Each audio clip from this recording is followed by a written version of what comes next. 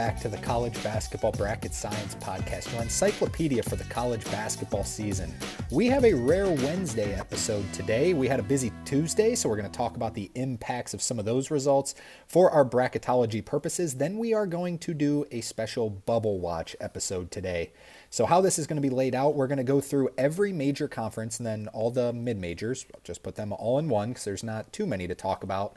Go through the teams, every single team in the conference. Now just labeling them. We're not going to dive into their resumes and stuff like that. We're just going to talk about teams that are locks, have already locked themselves into an NCAA tournament berth as an at-large team. Teams that should be in, 85 to 99% chance that they're going to be in the tournament. You're going to see them most likely. Teams that have been eliminated from complete at-large consideration, so the Miamis of the world and the Syracuses of the world. We'll talk about them, and then we will talk about the bubble teams, which is who we're going to talk about the most, because we're going to label them with percentages. Just strictly guesses based on what their overall body of work right now and what they have ahead of them in their remaining schedule to label them percentages, maybe a 50% chance that this team will get into the tournament. So we're going to talk about that, and then we'll close the show just with a standard bracketology seed list, teams 1 through 68. We'll talk about all those seed lines. Before we dive into it, if you're new here, welcome. Be sure to hit that like and subscribe button. Helps us out a ton. And follow us on social media, Instagram, TikTok, Twitter, at Bracket Science with 2 S's. So let's talk about the notable results that led into, some of these teams being locked, some of these teams, still with a little bit of work to do. And of course, it influenced the bracketology.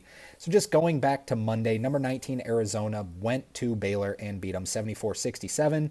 Baylor lost Josh Ojanwina for the season. We talked about that on a previous episode, and they quite frankly have no height and just couldn't match up with Arizona. Arizona wins. Duke wins at Virginia, no surprise there. Kansas State loses at Utah.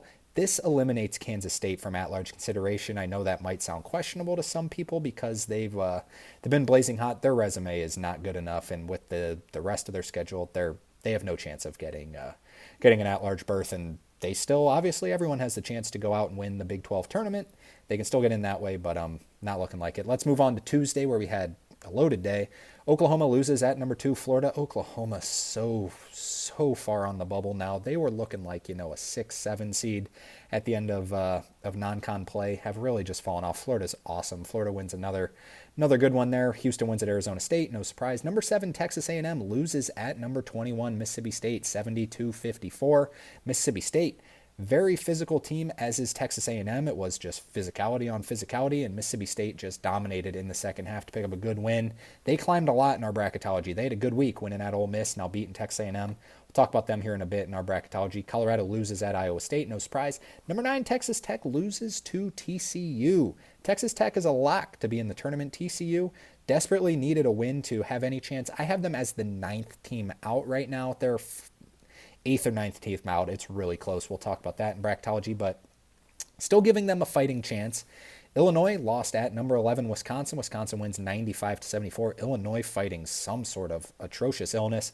Brett Underwood went up to Greg Gard after the game, going through the handshake line, basically saying, "We can't shake your hands. We are that sick. We don't want to get you sick." So that kind of went viral a little bit. Number 13, Purdue loses at number 14, Michigan State, 75-76. Unfortunately, that game was on Peacock.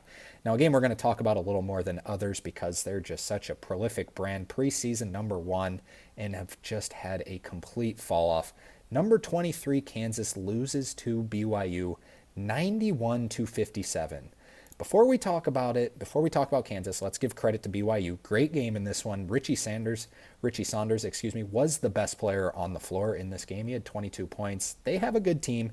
They're now not even a bubble team, in my opinion. They still are on the bubble somewhat, but I don't have them as a last 4 bye team. I have them as they would be in the last 5 byes, but still comfortably in the tournament right now. This obviously helped their metrics a ton.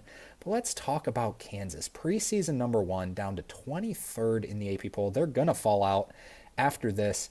I think Kansas fans are just so entirely sick of this Hunter Dickinson, DeJuan Harris, KJ Adams trio. As sad as it sounds, it's just almost better. They've hit rock bottom. It's almost just better to... I know Hunter Dickinson is incredibly efficient in terms of Ken Pom Player of the Year. He had 12 points, 14 rebounds this one. He's only 5 of 13 from the field, 1 of 4 from 3. I think people are just tired of him. DeJuan Harris 1 for 7 from the field. Kansas fans cannot stand KJ Adams. By the way, brought out the Kansas shirt today just to support the Kansas fans out there because this was just an ugly, ugly beatdown. I would almost just stop playing. You got to find something else. You got to find something else. I'm almost to the point where KJ Adams just should not be playing anymore.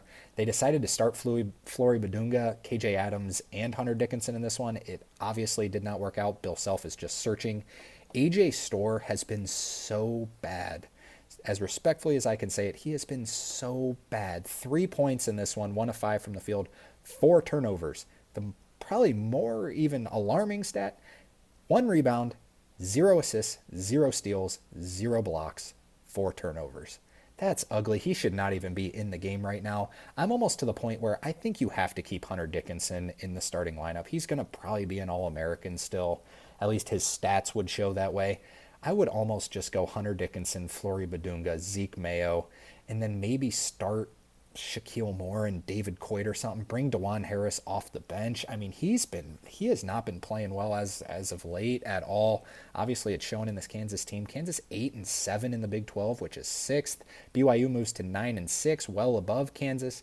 This Kansas team does not even look like they look like they're probably going to end up on the 7-8 line unless they turn something else around. And they look like a team that's not going to win a game in March Madness. They kind of looked like an 8th grade basketball team in this, quite frankly.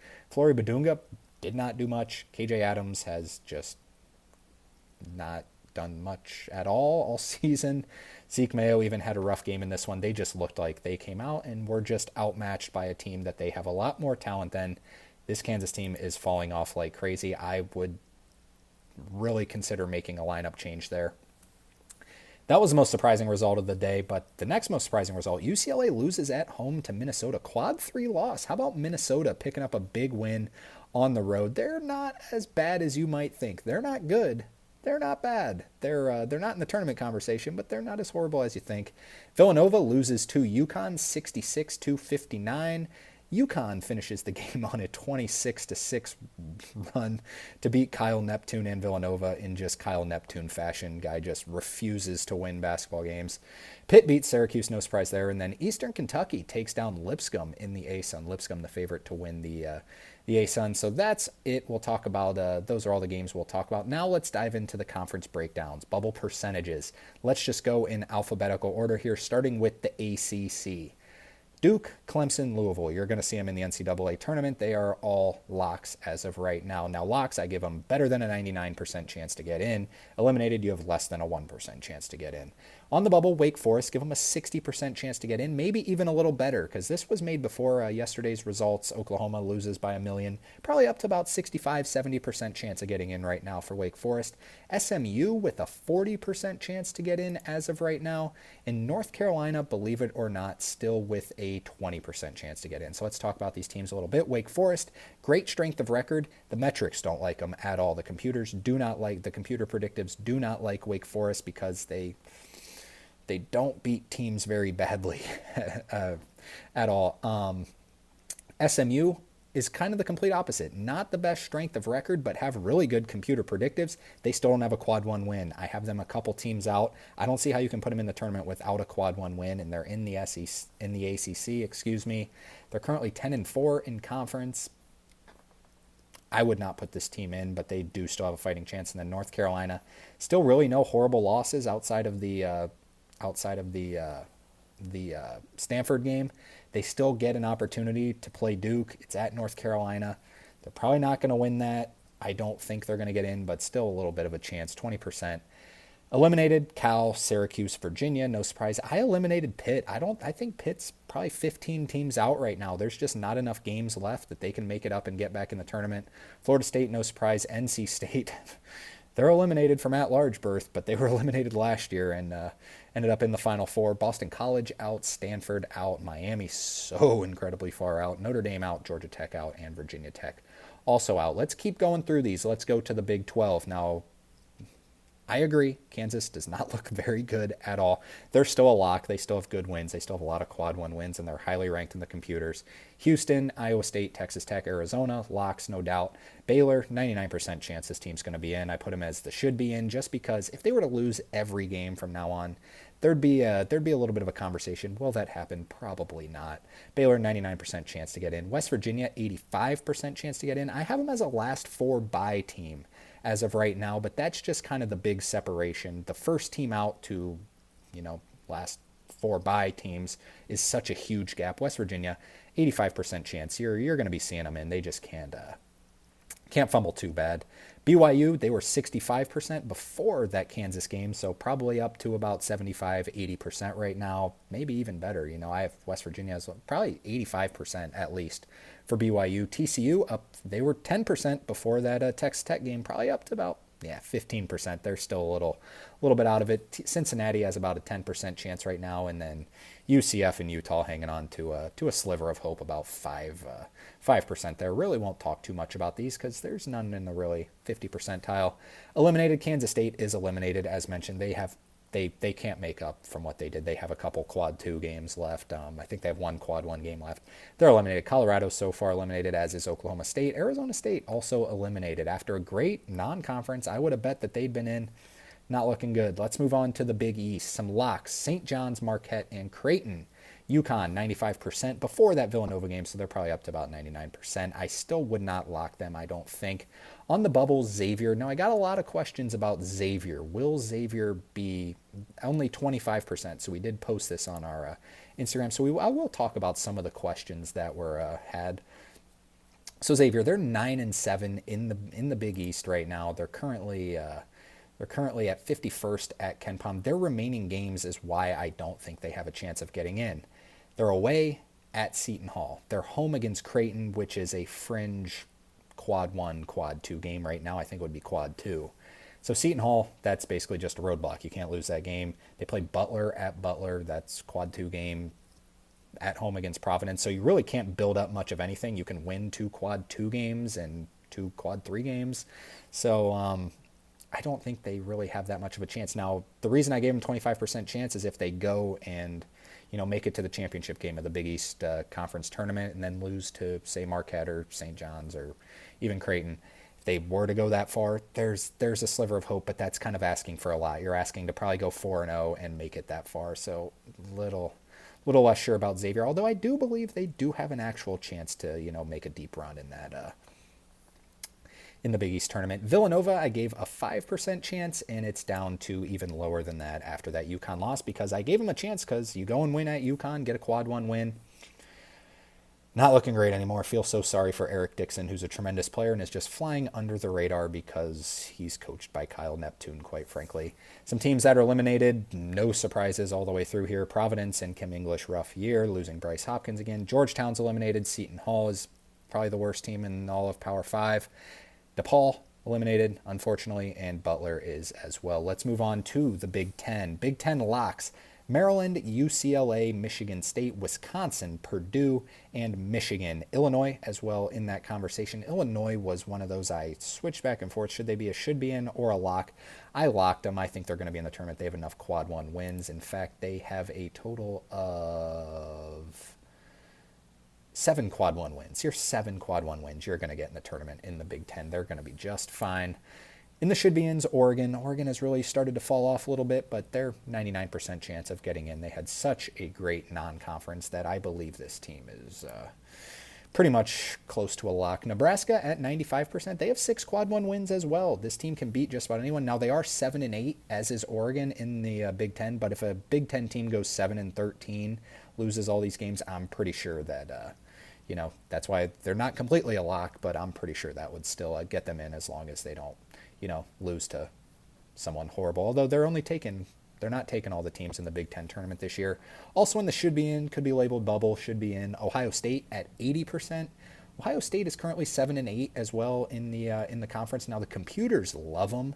The computers really like Ohio State. The predictives, they're 27th over at KenPom. Their strength of record is not as strong, but they still have pretty good opportunities coming down the stretch. They get a home game against Northwestern. That's quad 2. They get away games at USC and UCLA, a home game against Nebraska, and an away game at Indiana. They got a couple quad 1 opportunities, couple quad 2 opportunities. So they, I think they're going to get in the tournament with their predictives. I think if they go 8-12, you're maybe looking at Dayton. If you go 9-11, I think they'll be in the tournament. On the bubble, believe it or not, Indiana's still on the bubble. Their resume is not as bad as you might think. I agree. It's been so disappointing. They're 2-11 in quad 1. That's not good. That is not good. With that being said, they haven't had any bad losses. 0 losses outside of quad 1. They're still 53rd in wins against bubble. We'll talk about their resume a little bit more when we talk about bracketology because they're one of our either first 4 or next 4 out. We'll talk about them here in a sec. And then USC at 5%. This team I do not believe is going to end up in the tournament, but they still have a sliver of hope. They haven't been completely eliminated, so kept them on the bubble. Some teams that have been eliminated: Washington, Penn State. What happened to Penn State? I thought Penn State was going to be good for a while, and tremendous fall off there. Rutgers, unfortunately, rough stretch for Rutgers with their two lottery picks. Northwestern and Iowa, all teams who have been eliminated. That's the Big Ten. Now let's talk about the mid majors as of now before diving into the. Sorry, just making a note there of the timing. Let's talk about the mid majors. No teams as locks right now, although some are very close to locks. Starting with St. Mary's. St. Mary's 99% chance of getting in. I think that you're looking at probably a 6 or 7 seed if I were to guess. Same goes for Memphis, 99% chance to get in. Gonzaga, 95% chance, not as confident in their chances as St. Mary's, just because they only have 2 quadrant 1 wins. Still, obviously a good team. If they're an 8 or 9 seed, that sucks for whoever 1 seed's going to have to face them. I mean, as they're all the way up at 11th in the net right now, 2-5 in quad 1, 3-2 in quad 2, 47th wins against bubble, but their computer metrics, their computer predictives are keeping them afloat right now. New Mexico also at 95%. The only reason I say this is because they do have a quad 3 and quad 4 loss. I don't think it's going to matter. I really believe this team's going to be in the tournament as probably an 8 or 9 seed and maybe even up to a 7 seed. But if they were to happen to lose a couple roadblocks in the Mountain West, which we'll see, maybe, but I don't see it happening. Same goes for Utah State. Utah State just kind of a mini version of New Mexico in the Mountain West this year. 3-1 in quad 1, 6-3 in quad 2. They don't have the quad 3 or quad 4 loss, but New Mexico in control of the Mountain West there. And then San Diego State at 85%. Their neutral site win against Houston, carrying a lot of weight, and they've been winning games that they should be winning. Just beat Boise State pretty badly. On the bubble, these are teams that I desperately hope get in. The bubble sucks this year, so let's get these mid-majors in. The power conference bubble sucks, I should say, so it's time for these mid-majors to get in. Drake is your favorite to win the Missouri Valley Conference, but Bradley could win it, Belmont could win it. The Missouri Valley's pretty good. If Drake does not win it, I give him a 65% chance to get into the NCAA tournament. I think they've done enough, and I mean, at some point, record really means something. You're 21-3. If they can get to 28, 29 wins, I don't think they're being left out. They're 1-0 in quad 1, so they don't have a lot of opportunities. 3-1 in quad 2, 9-2 in quad 3, so they have 2 quad 3 losses and 11 opportunities. It's not as bad as you might think.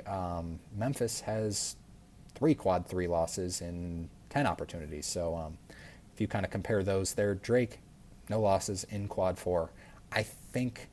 I really believe they would get in. And if there's bid stealers, a random NC State pulls up again and wins the ACC, I think you got to give it to a Drake over in Oklahoma or over in Arkansas. I really do believe that. And then VCU also kind of in that same conversation out of the A10.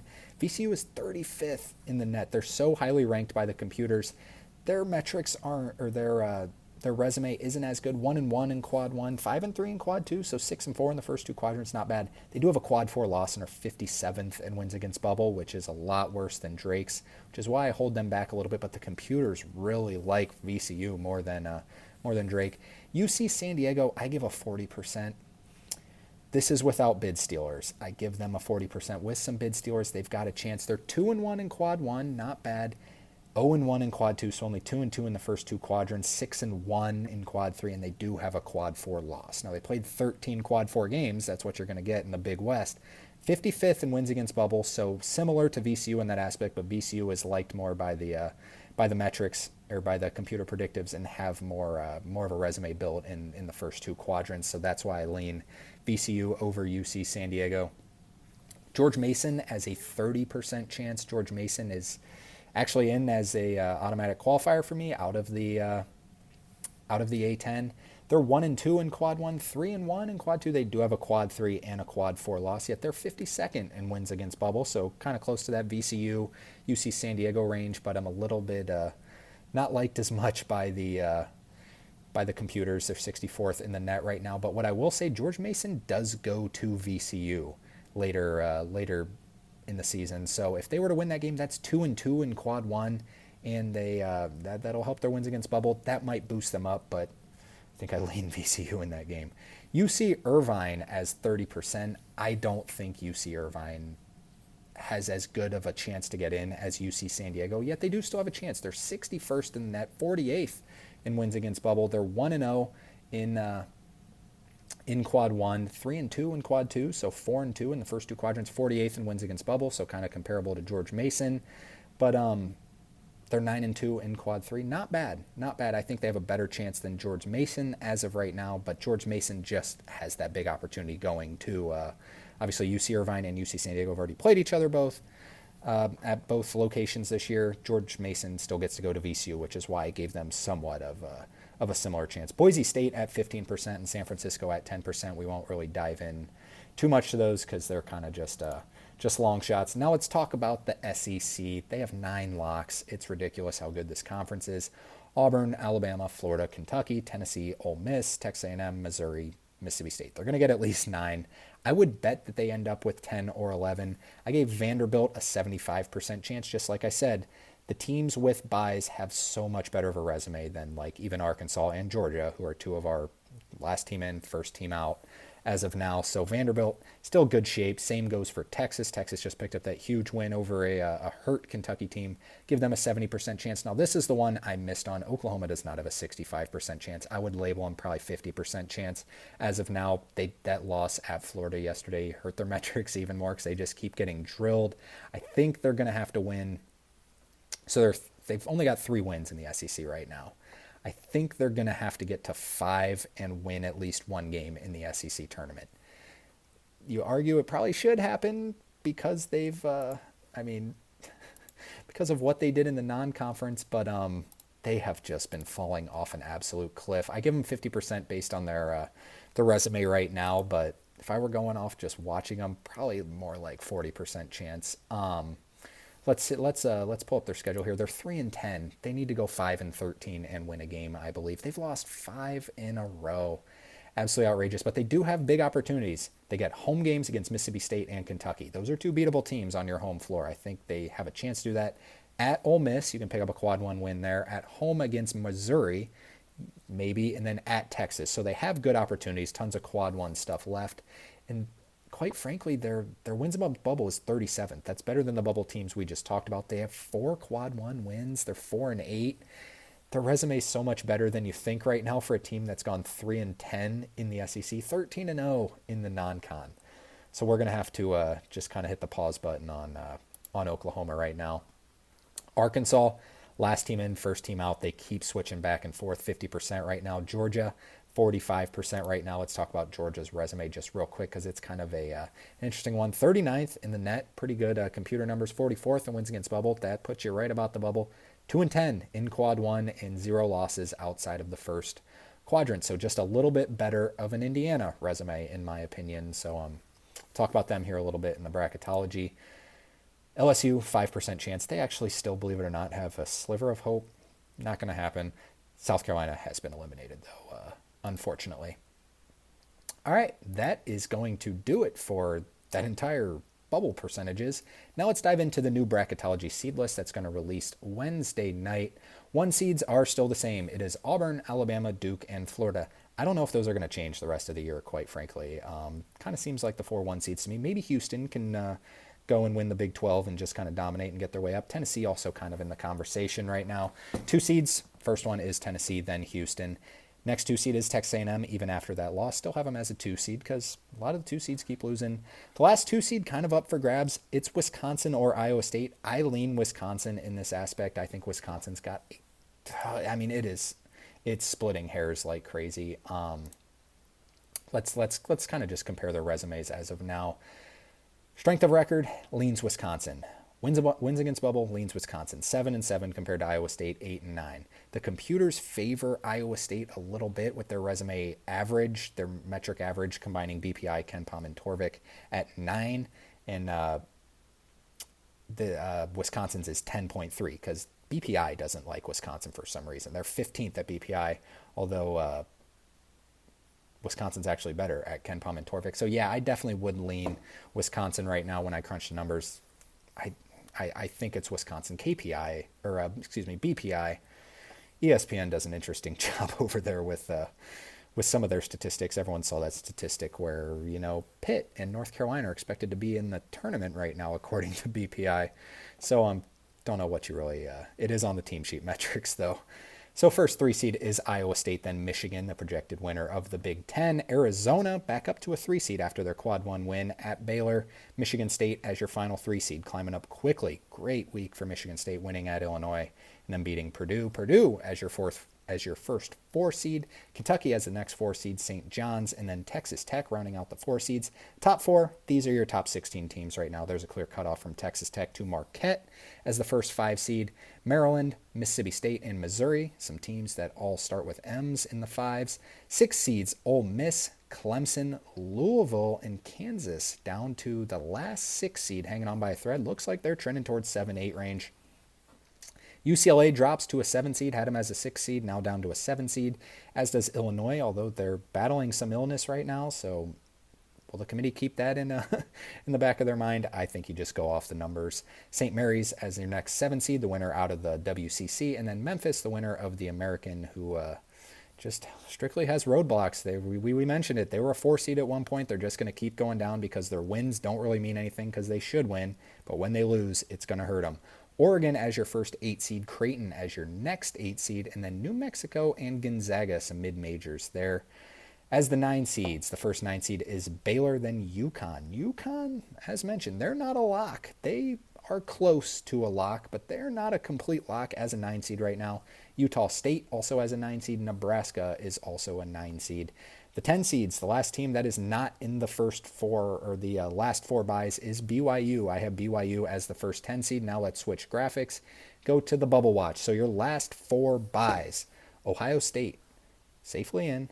San Diego State, also safely in. West Virginia, safely in. And as is Vanderbilt. Vanderbilt been hanging on to that spot for a while, it feels like.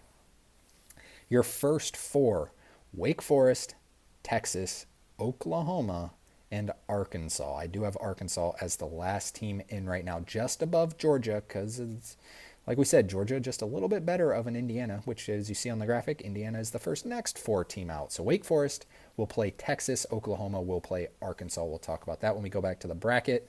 Georgia as your first team out, VCU as your second team out. I do lean them on the outside. If Drake doesn't get that at large, I think they would be in. I think that would knock off Arkansas as of now. SMU as the 3rd team out, and believe it or not, North Carolina still as your 4th team out, because North Carolina's resume is not as horrible as you think. 1-10 in quad 1, absolutely atrocious. 1-10. They do have that quad 3 loss, but the predictives like them. Maybe because their name's North Carolina, I guess you can make the argument. 45.7 in the average predictives, 50th in the average for resume-based wins above bubble and strength of record KPI. So 50th. So this is not as far off as you think. I do have them as the 4th team out right now. I think the resume is better than Indiana, who is. Let's compare just Indiana to North Carolina's resume. So their predictives. The predictives lean North Carolina by a lot. 45.7 average, as mentioned. Indiana's is 57. So a big gap there for North Carolina. North Carolina, in the resume aspects, an average of 50 between strength of record, wins against bubble, and KPI. Indiana's also 50, so they're tied there, and then better predictives for North Carolina, which is why you lean North Carolina over Indiana in this spot. Then Xavier and Cincinnati as your next two teams, and then UC Irvine in the next four out, just hanging on there. The two-bid Big West is it is a dream. It is a hope, and then I would have TCU as your next team out. I really crunched the numbers on UC Irvine and TCU a little more than I should have, but ended up leaning UC Irvine in that one. Let's go back to the bracket. So the 11 seeds the 10 seeds, we already mentioned BYU. Then it's Ohio State, San Diego State, West Virginia, 11 seeds Vanderbilt. And then Texas playing Wake Forest, Drake, and UC San Diego as 11 seeds. 12 seeds Oklahoma playing Arkansas, and then George Mason, Yale, McNeese as your 12 seeds. 13 seeds Akron, the blazing hot Akron Zips, longest winning streak in the country. High Point, Arkansas State, and then Chattanooga enters out of the SoCon, and then the 14 seeds. North Alabama enters the conversation out of the ASUN after Lipscomb's loss. Jacksonville State, Utah Valley, and Towson out of the CAA. I still firmly believe it's going to be UNC Wilmington, because UNC Wilmington has some serious upside on that team. But Towson leading the conference right now. 15 seeds South Dakota State. St. Thomas is actually leading that division right now, and then it's South Dakota State and Omaha, who are basically tied for second, but St. Thomas still not eligible for the NCAA tournament. Montana as your next 15 seed, Bryant and Cleveland State, and then the 16 seed Central Connecticut State, Quinnipiac, and then Norfolk State playing Southern, Southeast Missouri State playing American out of the Patriot League there. So that is the entire seed list. We'll talk about it on our Instagram, which is it'll post in about an hour here. So if you have comments, questions, leave it in this video, or go check it out on Instagram or Twitter or TikTok, where it'll be everywhere. Now let's just do a little bit of a look ahead to the games to watch tonight. Vanderbilt plays at number 17 Kentucky at 7 o'clock on the SC Network. Kentucky's favored by 6. Rivalry game, two teams that have been highly disappointing after one being a 1 seed last year, one making the Final Four, and it's just a game where it's kind of like, who really cares about it this year? It is on ESPN at 7 o'clock. NC State goes to North Carolina. 7 o'clock on ESPN2. Cincinnati, still in the conversation, goes to West Virginia. West Virginia favored by 3.5. Cincinnati with a chance here to pick up a big win, but West Virginia kind of hanging on by a thread as well. 8:30 on the Big Ten Network. Oregon goes to Iowa. Oregon favored by 1.5 on the road. At 9 o'clock on ESPN. Arkansas and John Calipari go to the number 1 team in the country. Arkansas is in need of some wins to stay in that last team in. Auburn is favored by 16.5 at home, though, which is just ridiculous how good this team is. At 9 o'clock on the SEC Network, the game of the night, number 4 Alabama goes to number 15 Missouri. This Missouri team is for real. We will really know how, we're talking like Final Four good, Elite 8 good. If they can dominate this Alabama team, there's going to be real talks about that, but Alabama, we know their upside coming off a loss. We'll see what they can do. Missouri is favored by 1.5 in that one, though. At 9 o'clock on ESPN2, Gonzaga favored by 11.5 at Washington State. Gonzaga can't really drop many more games. 10 o'clock on the CBS Sports Network, New Mexico, the favorite to win the Mountain West, goes to Boise State. Boise State's favored by 3.5 in that one. And then on Thursday, a few mid-major games to know. Well, I guess some Big Ten games as well. At 6:30 on FS1. Northwestern goes to Ohio State. At 7 o'clock on ESPN+. The top 2 teams in the America East, Bryant goes to Vermont. Vermont's kind of ran that league. Bryant's been the best team this year, though. At 8 o'clock on ESPN+, we talked about North Alabama joining our bracketology. They go to Lipscomb, who is probably, quite frankly, the best team in that conference. But North Alabama has something to say. Can they do it on the road? And then at 8:30 on FS1, USC goes to number 20 Maryland. That's going to do it for the entire show today. A little bit of bubble percentages. Hopefully you got through my voice being a little bit sick here, and hopefully you enjoyed a little bit of that bracketology, maybe telling you where your team might end up, where your team might not. We're going to release a full bracketology on Friday regarding matchups, so it'll be a full bracketology, not just seed list, where you might see a one seed playing a 16 seed. Will your 1 seed win that region as of right now as it stands? So we'll talk about that on Friday's show, because we will be back Friday morning to talk more bracketology, go over some of the results in this one, and then put together those matchups as said. Everyone have a great rest of the week. Be sure to hit that like and subscribe button. Enjoy the college hoops tonight, and we'll talk to you again on Friday morning. See you later.